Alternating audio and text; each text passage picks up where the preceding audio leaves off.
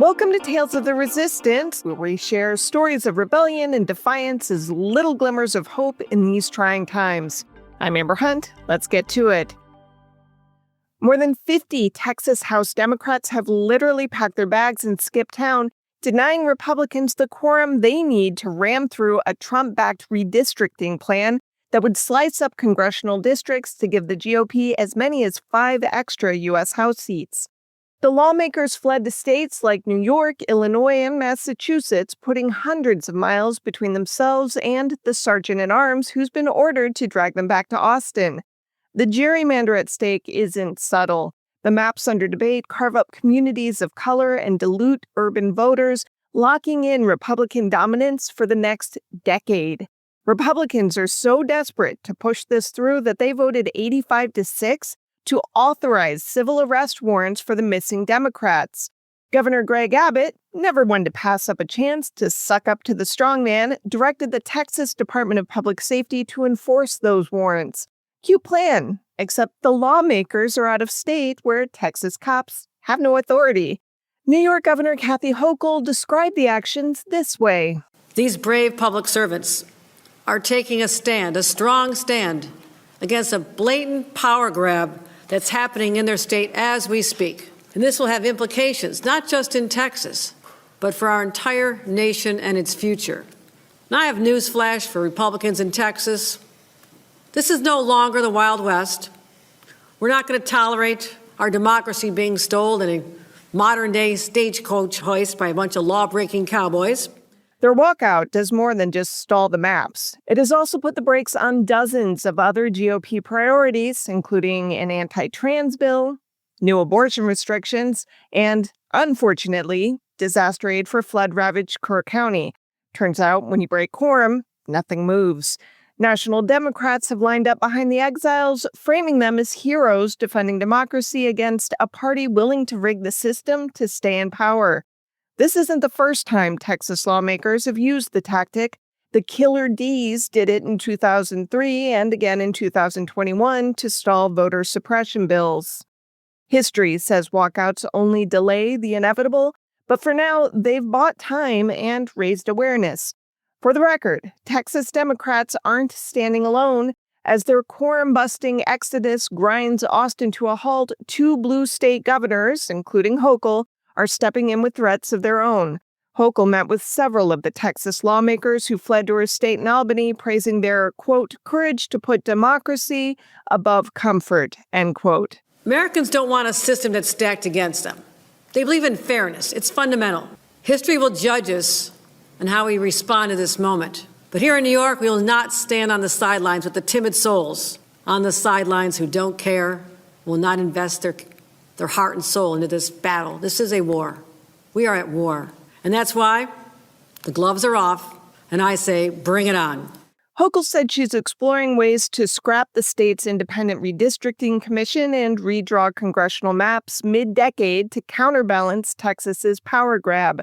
California's Gavin Newsom is making similar noise.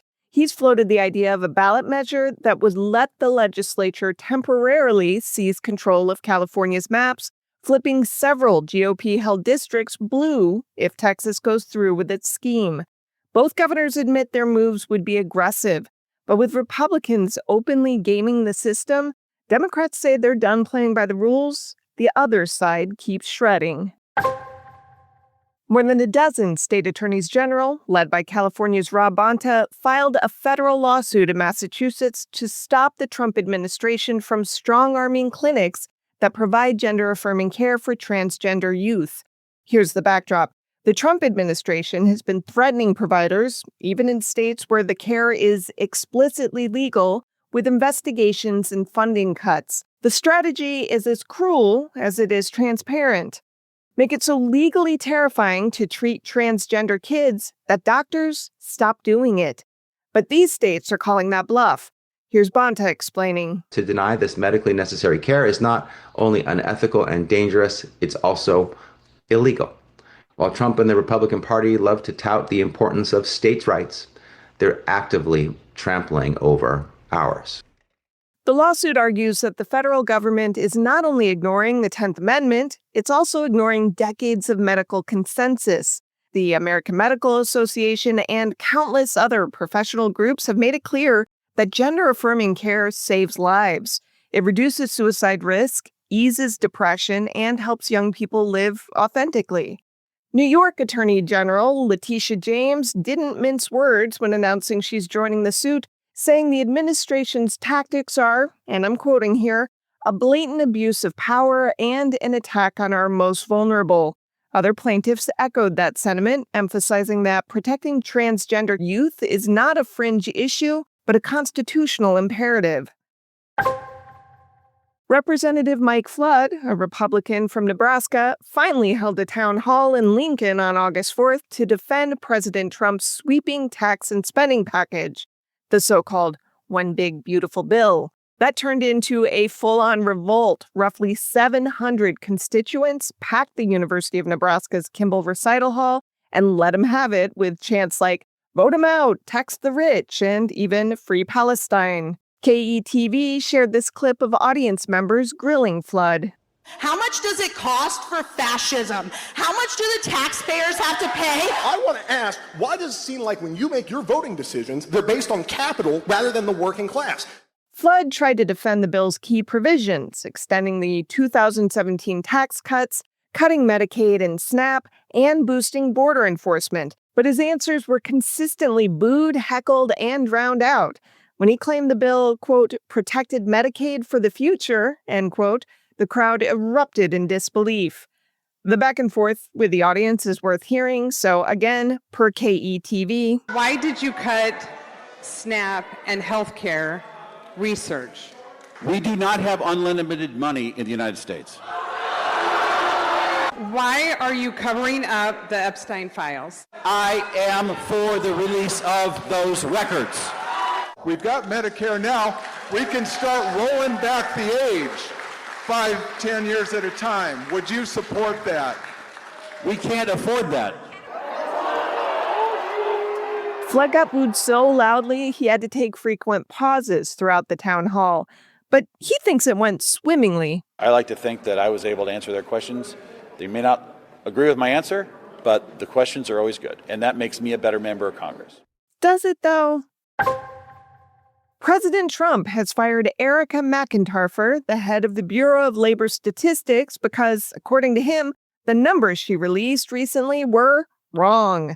That's not how statistics work, but try telling that to a president who's allergic to facts. Mr. President, why did you fire the head of the Bureau of Labor Statistics? Because I think her numbers were wrong. Just like I thought her numbers were wrong before the election. I believe the numbers were phony, just like they were before the election. And there were other times. So you know what I did? I fired her. The backlash was instant and loud. Economists, former BLS officials, and public policy experts lined up to condemn the firing, calling it an unprecedented attack on an agency that's supposed to be independent. Quote, "This isn't just firing a person, it's firing reality itself," end quote. That's per one former official. Others warned that intimidating career statisticians into producing good news numbers would shatter public trust and invite chaos in global markets. McIntyre herself has stayed quiet so far, but former colleagues are already rallying to her defense, praising her as a professional who put accuracy ahead of politics. Even some conservative analysts admitted the move reeks of authoritarianism, with one noting that, quote, "when data becomes propaganda, the economy stops working," end quote. Donald Trump got his man. The Senate has confirmed Emil Bovee, that's the right pronunciation. My most sincere apologies to this jerk for saying it wrong last time. You might remember Bovee was Trump's former criminal defense lawyer and a DOJ official who treated the president like his personal client. Bovee is now enjoying a lifetime seat on the Third Circuit Court of Appeals. Senator Cory Booker called it, quote, "something I've never seen before," end quote. By that he meant that this was the first time he'd seen hundreds of federal prosecutors and federal public defenders from both parties step forward to say Bovee should not get a lifetime judicial appointment. Not only that, but that his temperament, using vulgarities to show to claim that folks should disobey, the Trump administration should disobey court orders, is disqualifying him from being on the bench. But legal experts warn this might ultimately prove to be a GOP self-own because Bovee isn't the kind of judge conservative legal traditionalists want. He's not a Federalist Society pick with a coherent philosophy. He's a loyalist whose only guiding principle is whatever serves Trump or himself in the moment. That unpredictability is making even Republican-appointed judges nervous.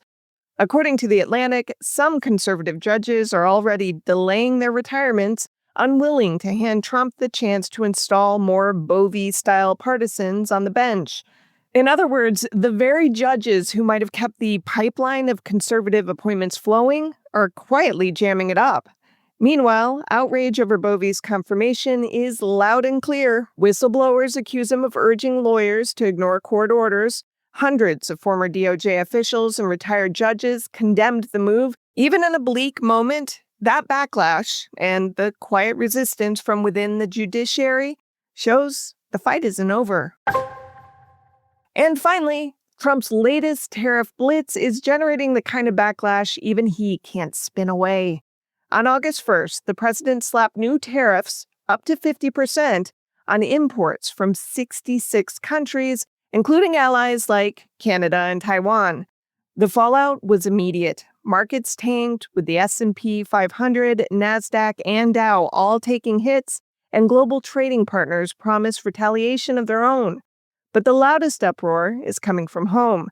Business groups from the U.S. Chamber of Commerce to small manufacturers blasted the tariffs as an inflation bomb. Economists say consumers will be stuck with higher prices on everything from cars to electronics, while exporters face their own set of foreign counter tariffs. Here's Kurt Goldman, CEO of CNI Brands, a spirits company, talking to 6ABC Philadelphia. Everything that we bring in is effectively 15% more expensive than it was. We're doing our best, but the truth of it is there is a trickle-down effect, and everybody's going to be feeling the brunt of this. We had intended to hire a few more Pennsylvania residents here to work in sales and marketing for our company, and now, unfortunately, we're probably going to put those plans on ice. The pushback isn't just economic. Lawyers on both sides of the aisle are moving to rein in Trump's trade war powers with the Trade Review Act, which would force Congress to sign off on tariffs after 60 days. Even some Republican senators, normally reluctant to buck the president, say they're fed up with the chaos. On top of that, lawsuits are stacking up. State attorneys general and trade associations argue Trump overstepped his authority under emergency trade laws, and they're asking federal courts to block the duties. For an administration that thrives on strongman optics, the reaction is anything but submissive. Businesses, states, and members of his own party are drawing lines, and the message is clear. The tariff war isn't going unanswered. This has been Tales of the Resistance, a podcast by Grab Bag Collab. Stories were compiled by me, Amber Hunt, Amanda Rossman, and Daisy Egan. I wrote them, Amanda edited the show. If you'd like to support us, one way is to go to our Patreon feed at patreon.com/grabbagcollab.